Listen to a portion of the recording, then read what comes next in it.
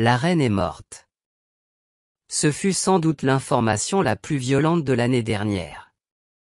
Et peu de décès ont suscité autant d'intérêt dans le monde que celui de la reine Elisabeth. Mais si l'on sait tout de ses funérailles et de la période qui a suivi sa mort, on ne sait presque rien des circonstances exactes de son décès et peu de gens savent comment se sont déroulées les dernières heures de la reine. Mais que s'est-il passé derrière les murs du palais lorsque son destin s'est accompli? Dans cette vidéo, nous voulons donner un aperçu des derniers jours et des heures finales de la vie de la reine Elisabeth. Commençons donc directement. L'année 2022 devait être très spéciale pour la reine, car elle devait effectivement fêter son 70e anniversaire de trône en février, mais les choses ont mal commencé dès le début. La reine Elisabeth a en effet contracté la maladie de Covid dès le mois de février, ce qui était bien sûr particulièrement dangereux à son âge avancé. En outre, elle a également souffert de la perte de son mari, le prince Philippe, qui est décédé en juin 2021 et avec lequel elle a été mariée pendant 73 ans. Les mois qui suivirent montrèrent également que sa santé était très fragile.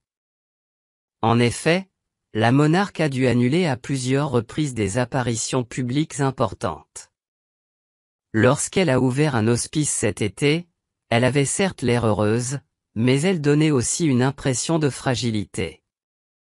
Et même le discours d'ouverture de la nouvelle session du Parlement britannique n'a pu être prononcé pour la première fois depuis 60 ans.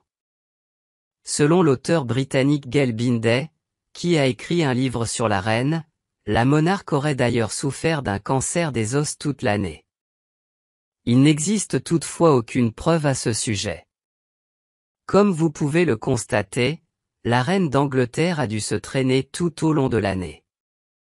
Elle a certes pu fêter son anniversaire de trône en juin 2022 et même jouer dans un court-métrage tourné en son honneur avec l'ours Paddington. Cependant, il était probablement prévisible pour elle que son temps allait bientôt prendre fin. Passons donc au 6 septembre 2022, 2 jours avant la mort de la reine. Bien qu'elle n'aille pas bien, la reine d'Angleterre était, comme son peuple en avait l'habitude, encore consciente de son devoir et s'est acquittée d'une tâche extrêmement importante pour son pays. Elle a en effet renvoyé le Premier ministre britannique de l'époque, Boris Johnson, et a nommé Liz Truss à sa place. Cette rencontre avec Liz Truss devait être sa dernière apparition publique. Fait inhabituel, elle n'a pas reçu Liz Truss à Buckingham Palace, mais dans son château de Balmoral. Il s'agissait de la résidence d'été en Écosse où elle s'était retirée avant sa mort et où une équipe de médecins et de soignants s'occupait d'elle. Une photo prise avec un téléphone portable à cette époque montre la dame de 96 ans souriante, assise sur une chaise avec des lunettes de soleil et un manteau. Bien que la santé de la reine Elisabeth soit alors très fragile, elle a essayé de ne rien laisser paraître à sa manière professionnelle et elle a effectivement paru en forme et joyeuse pour son grand âge devant les caméras pendant le rendez-vous. Seule une décoloration foncée de la peau de sa main droite a inquiété les observateurs lorsque les images et les vidéos de la dernière cérémonie officielle de la reine ont fait le tour du monde. Mais cela devait changer radicalement moins de 2 jours plus tard. La première ministre Liz Truss, fraîchement nommée, a été la première personne à l'extérieur du palais à découvrir la gravité de la situation. En effet, le 8 septembre à midi, alors qu'elle était en train de prononcer un discours devant le Parlement, on lui a glissé un papier et elle a quitté la Chambre des représentants sans que personne ne sache ce qui se passait. À 12h30, la famille royale a publié un communiqué indiquant que les médecins de la reine Elisabeth étaient préoccupés par son état de santé. Peu après, Liz Truss a également tweeté que le pays tout entier était profondément inquiet. Mais que s'est-il passé exactement au château de Balmoral? Comme on l'a appris plus tard, l'état de la reine, qui était en fait en parfaite santé la veille encore, avait changé presque instantanément. Si. Alors que la veille au soir, Elle avait encore partagé un grand dîner avec des connaissances et avait même plaisanté. Elle a dû être transportée en quelques minutes à minuit à l'infirmerie qui avait été spécialement construite pour elle au château. Une équipe de spécialistes l'a ensuite surveillée toute la nuit et a vérifié tous ses signes vitaux. Cependant, lorsque son taux d'oxygène dans le sang a commencé à baisser, la nouvelle s'est rapidement répandue, surtout au sein de la famille royale, que la reine ne survivrait probablement pas longtemps. C'est ainsi que les proches de la reine ont été peu à peu priés de se rendre en Écosse. Son fils Charles ou son petit-fils William ont donc tout laissé tomber dès le matin et se sont rendus en jet privé et en hélicoptère au château de Balmoral, où la reine était entre-temps devenue presque injoignable. Alors que ces informations commençaient à filtrer, le peuple a lui aussi compris que l'état de santé de sa reine bien-aimée était vraiment dramatique.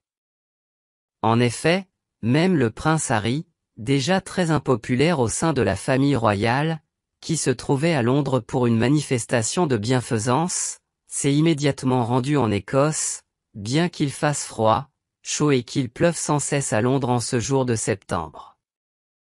Vers 16 heures, de plus en plus de citoyens inquiets se sont rassemblés devant Buckingham Palace. Ils espéraient bien sûr que tout se passerait bien une fois de plus. Mais beaucoup dans la foule semblaient déjà conscients qu'ils devraient bientôt faire leurs adieux à leur reine. Alors qu'un grand nombre de personnes attendaient sous la pluie devant le palais en Angleterre en espérant encore le meilleur, les médecins ont lentement constaté que la reine était en train de rendre son dernier souffle.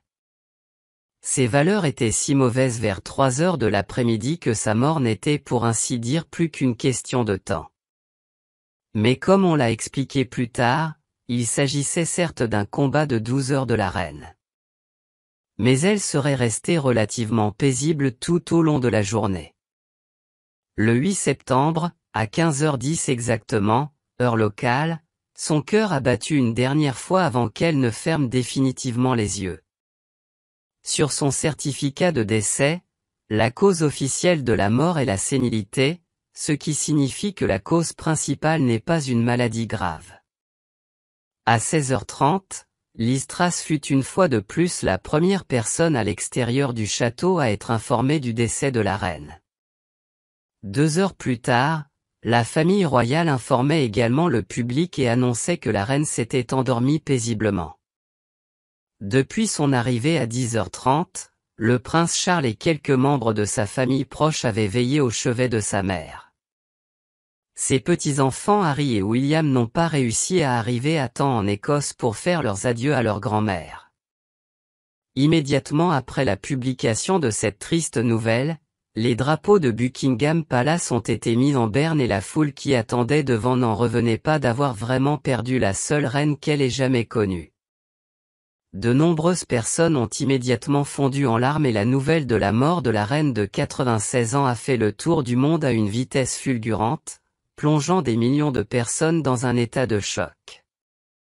Ici, tu peux voir par exemple comment l'équipage d'un avion apprend en direct la mort de la reine pendant un vol et ne peut s'empêcher de pleurer spontanément.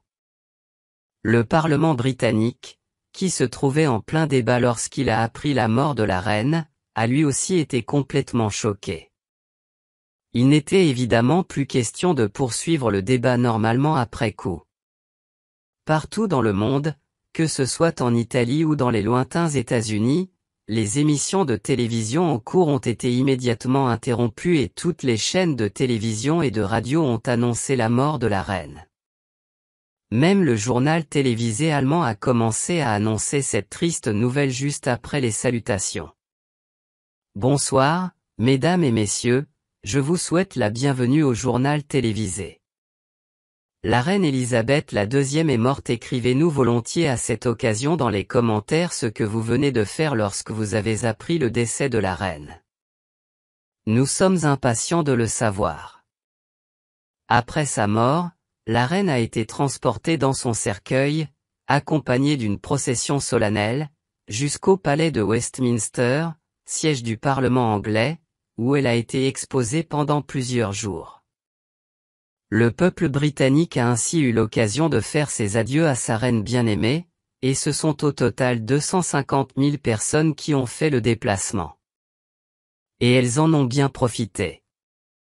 Les funérailles ont eu lieu le 19 septembre. Bien entendu, la reine a eu droit à des funérailles nationales gigantesques et solennelles, avec un grand service funèbre et des invités du monde entier. La reine a ensuite été transportée en procession dans son cercueil le long de quelques-uns des points les plus importants de Londres, avant d'être enterrée pour toujours dans le caveau.